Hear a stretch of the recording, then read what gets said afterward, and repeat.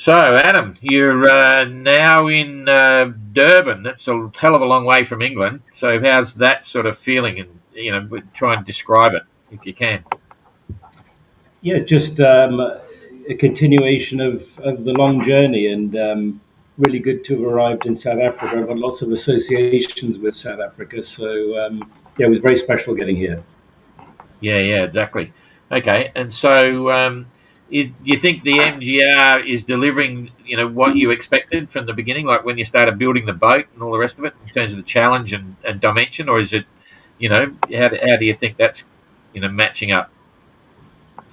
Yeah, very difficult to have too many preconceived ideas before going into the unknown. So I was quite careful not to map out too much in my mind as to how it was going to be. So yeah, it's been yeah, quite an adventure. Yeah, okay. And so, how's your relationship actually with your boat? Having built it and now been on board for so long, can you sort of try and quantify that at all? Um, yeah, the bond just continues to get stronger and stronger. Um, we find ourselves in more and more challenging circumstances, both navigationally and within the sort of natural environment we have.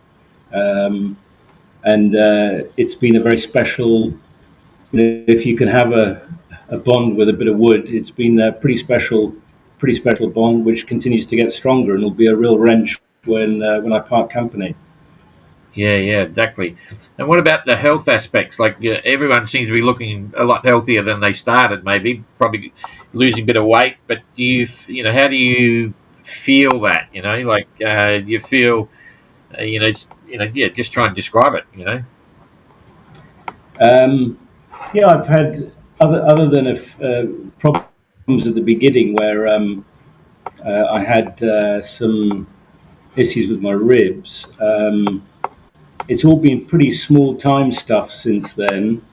I think what that taught me is, um, you've got to keep the boat in good shape, and you've got to keep yourself in good shape. And if you don't, there's big compromises you have to make. So, in many respects, I think it was a very good early learning sign for me when I was stupid enough to only have one hand. I had both my feet on the ground, as it were, on the boat, but I took one of my two hands off and lost balance. And since then, I've been very careful not to do that. So, yeah, you get used to what you can and can't get away with on these boats, and that was a good early warning. Since then, I haven't had any problems. Yeah, okay.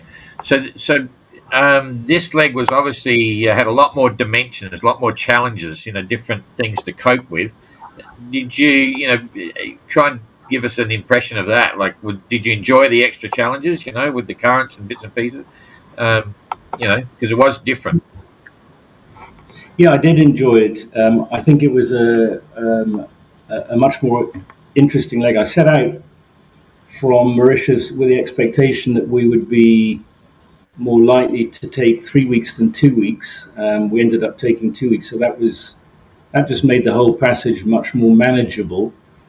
We had currents to deal with pretty much all the time, and what I was tripped up at one point with a back eddy or a countercurrent from the southwest going current off Madagascar, which cost me quite a lot of time.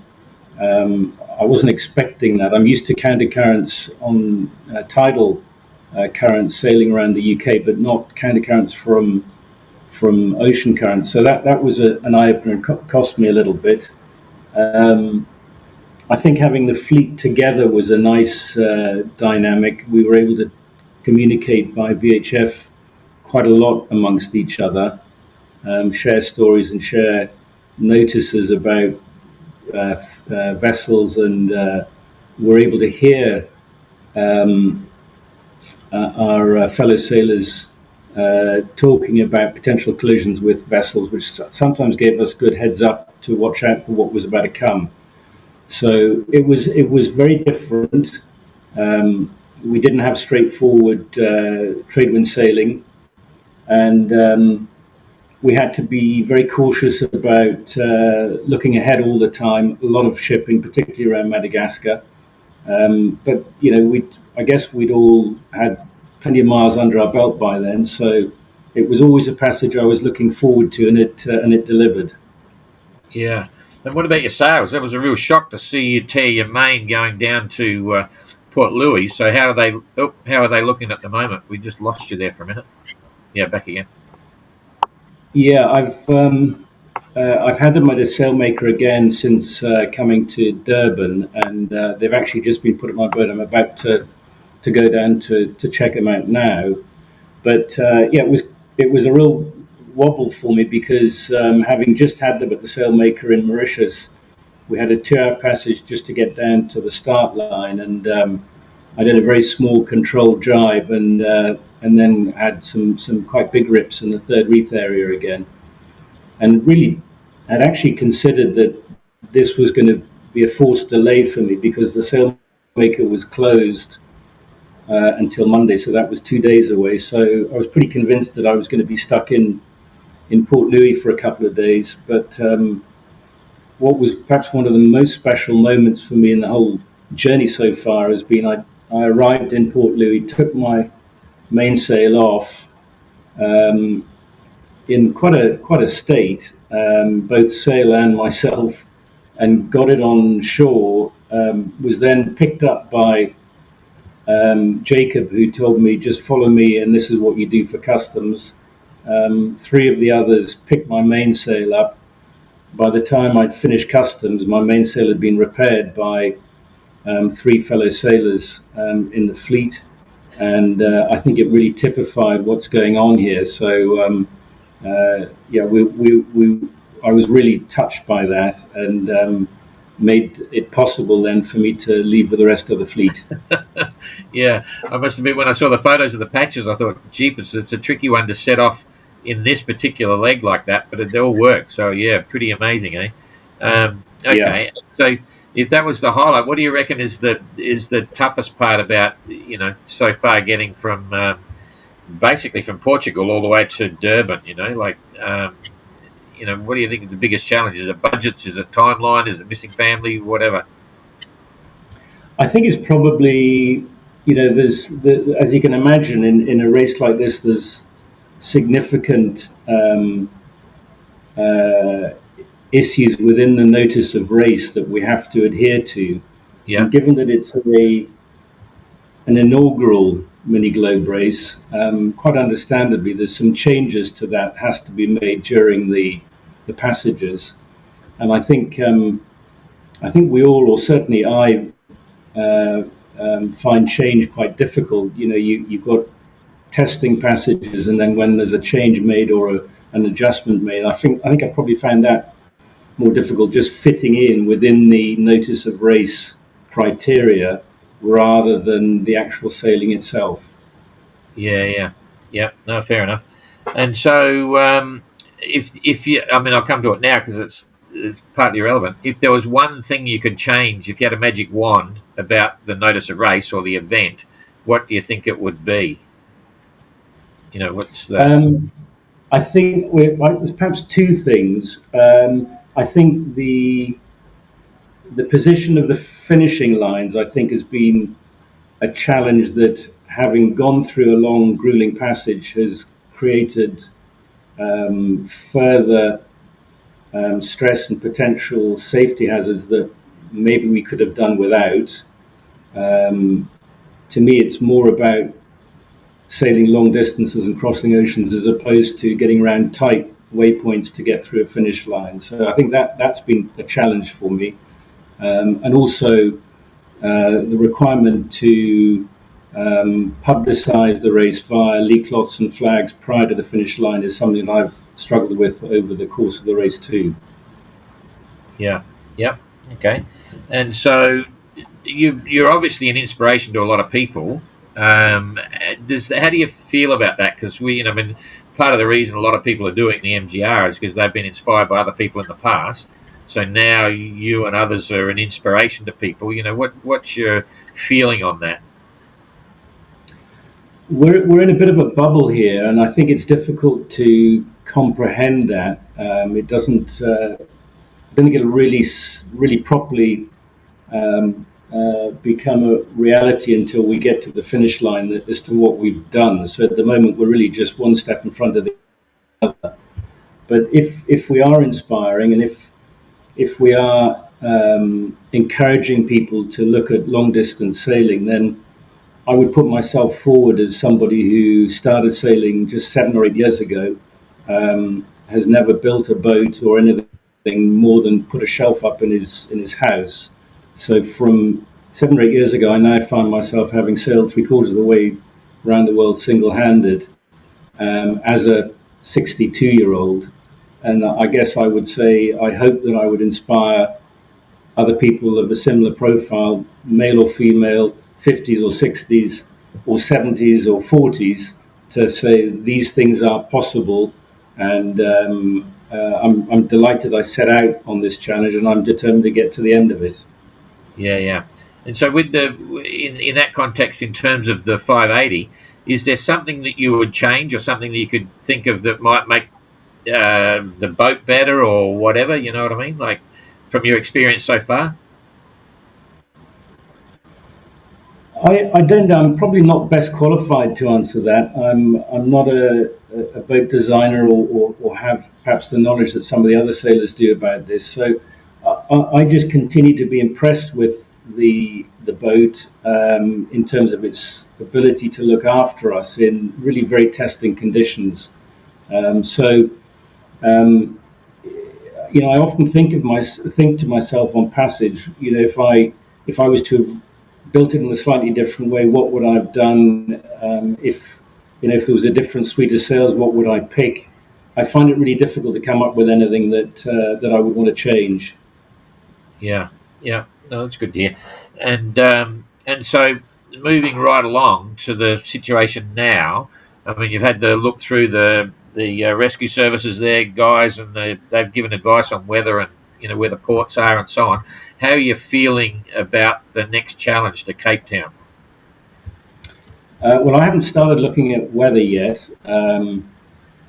I'm I'm approaching it the same as I would approach sailing from Amble in the northeast of England up to, say, the Orkneys in Scotland, which is a passage I've done a few times, where I'm very used to having an objective, which is to get from A to B in one go, but needing to understand where my ports of refuge are all the time and what conditions I might not be able to get into those ports of refuge. So I'm approaching it very much like coastal sailing back in the UK, with one great benefit that we've got a magic carpet to jump onto, certainly in the first 2/3 of the passage, if we're able to, and therefore make it quicker than otherwise it would be. I'm not a great believer in trying to map out anything beyond about 3 or 4 days in terms of weather patterns. So I'll start looking at the weather tomorrow. The earliest I can leave is Sunday morning, and then we'll take a view. Yeah, okay. And so you're a Starlink person, like you've obviously got Starlink. Are you a heavy user or a moderate user, or what do you think about that, whether it's good, bad, or indifferent? I think 95% of it is good, and my general sort of mood on the boat is better having had Starlink than it was before I arrived in Panama. I think for me, it's just that knowledge that if you want to have immediate contact, you can get it. And the only 5% that I would say is not good is that on a sort of purist level, and perhaps looking back on it when I finish, having been completely on my own without any outside contact, perhaps would have been a different experience. But on balance, I think it's been a huge result for most of us who have got it, and it would have been a much more difficult challenge for me if I didn't have it. Yeah, yeah. Okay, so and how's your feeling or impression about the boat's your home. You've spent a lot of time there. Nice days, blah blah blah. The comfort factor, like, is it really ugly, or is it sort of bearable, or are you quite comfortable on board? You reckon? No, I'm quite comfortable. The only thing that I've always struggled with from time to time is the heat. So middle of the day is a testing time, but I find it very good. It's always after about 3 or 4 days on land. You start getting ready to wanting to be back on the boat if you're not staying on the boat, and absolutely wanting to get back on passage. It's really good to get the rest, but this is a job half done for me at the moment. I enjoy sailing long passages, and once you get your energy levels back up, and you get the boat back ship shape and cleaned, then you just want to get going again.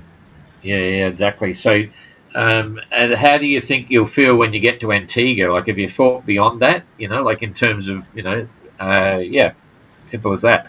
Antigua's over the horizon. You're sailing home, so to speak, and then eventually you're going to get there. Have you thought about the future and stuff? Yeah. No, we'll get to Antigua. We'll think of it then. Yeah. Okay. All right. Well, that's all pretty cool, and we'll be looking forward to seeing you in Cape Town and stuff. So, anything you want to get across, from your point of view now, before we wrap it up? Yeah, just I think you've heard me talk before about the Ella Dawson Foundation, which is the charity that I'm supporting, and we've now raised over £50,000, and we're looking to raise 100,000. And I think it's a sort of real